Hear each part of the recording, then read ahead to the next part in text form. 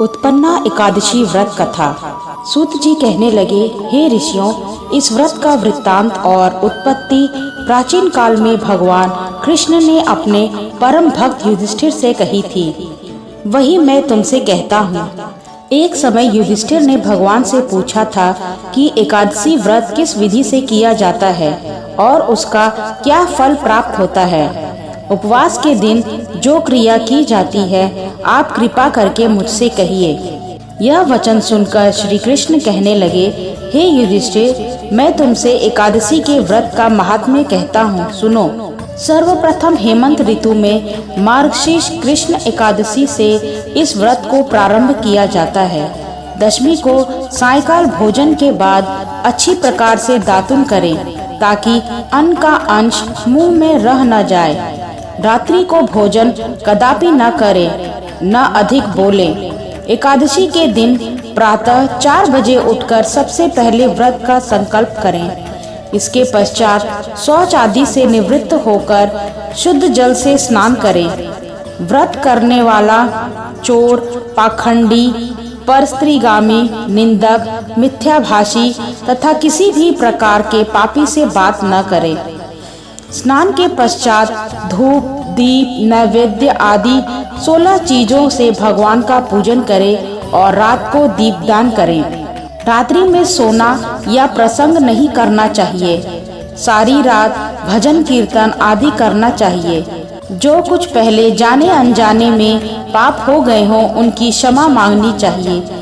धर्मात्मा पुरुषों को कृष्ण और शुक्ल दोनों पक्षों की एकादशियों को समान समझना चाहिए।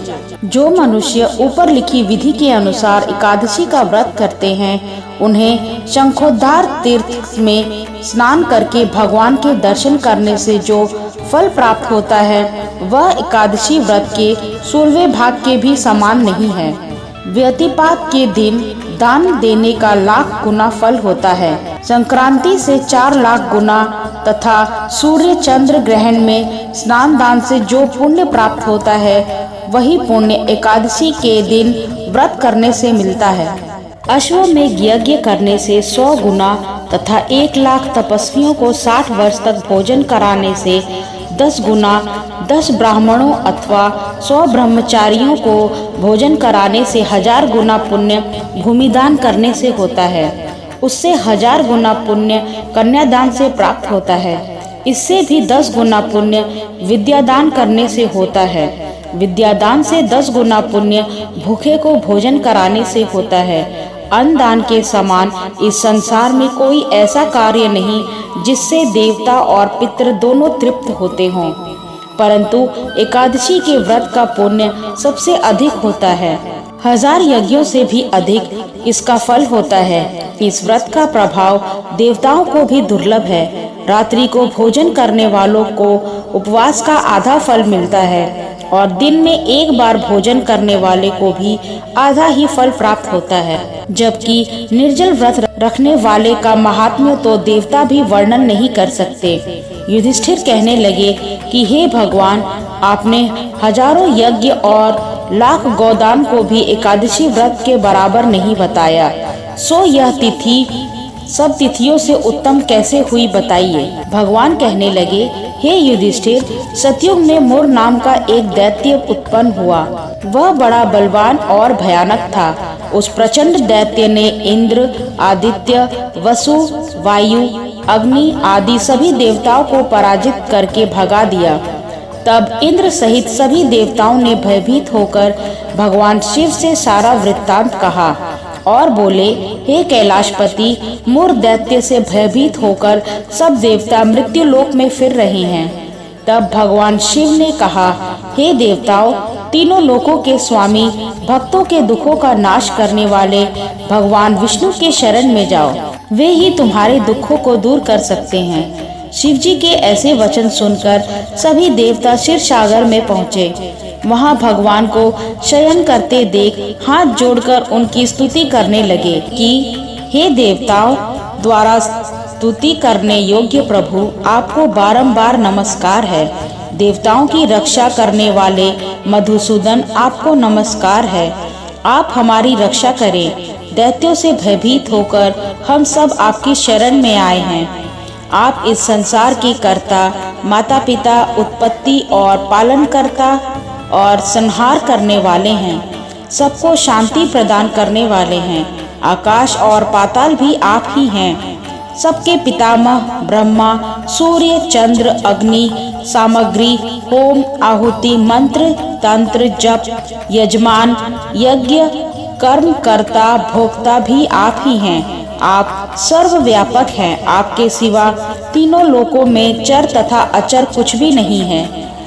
हे भगवान, दैत्यों ने हमको जीतकर स्वर्ग से भ्रष्ट कर दिया है और हम सब देवता इधर उधर भागे भागे फिर रहे हैं। आप उन दैत्यों से हम सब की रक्षा करें।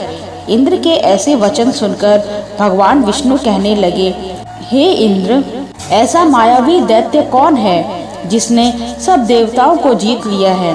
उसका नाम क्या है? उसमें कितना बल है और किसके आश्रय में है तथा उसका स्थान कहाँ है? यह सब मुझसे कहो। भगवान के ऐसे वचन सुनकर इंद्र बोले, भगवान, प्राचीन समय में एक नाड़ीजंग नामक राक्षस था। उसके महापराक्रमी और लोक विख्यात मुर नाम का एक पुत्र हुआ। उसकी चंद्रावती नाम की नगरी है। उसी ने सब देवताओं को स्वर्ग से निकालकर वहां अपना अधिकार जमा लिया है। उसने इंद्र, अग्नि, वरुण, यम, वायु, ईश, चंद्रमा, नेतृत्व आदि सबके स्थान पर अधिकार कर लिया है। सूर्य बनकर स्वयं ही प्रकाश करता है, स्वयं ही मेघ बन बैठा है और सबसे अजय है। हे असुर निकंदन, उस दुष्ट को मारकर देवताओं को अजय बनाइए। यह वचन सुनकर भगवान ने कहा, हे देवताओं, मैं शीघ्र ही उसका संहार करूंगा। तुम चंद्रावती नगरी जाओ। इस प्रकार कहकर भगवान सहित सभी देवताओं ने चंद्रावती नगरी की ओर प्रस्थान किया।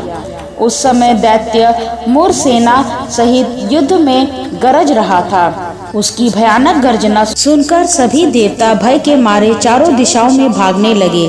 जब स्वयं भगवान रणभूमि में आए तो दैत्य उन पर भी अस्त्र शस्त्र आयुध लेकर दौड़े।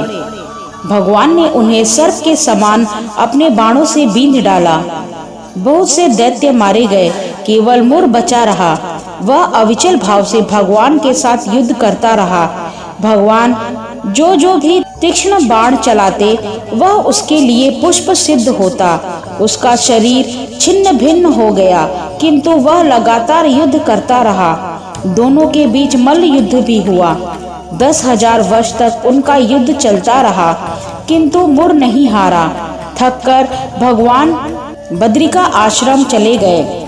वहाँ हेमवती नामक सुंदर गुफा थी। उसमें विश्राम करने के लिए भगवान उसके अंदर प्रवेश कर गए। यह गुफा 12 योजन लंबी थी और उसका एक ही द्वार था। विष्णु भगवान वहाँ योग निद्रा की गोद में सो गए। मुर भी पीछे पीछे आ गया और भगवान को सोया देखकर मारने को उद्यत हुआ। तभी भगवान के शरीर से उज्जवल कांतिमय रूप वाली देवी प्रकट हुई।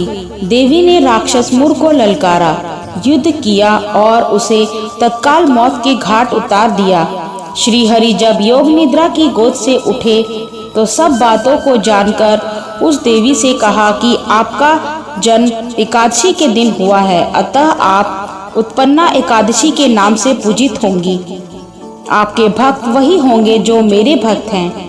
ओम नमो भगवते वासुदेवाय नमः।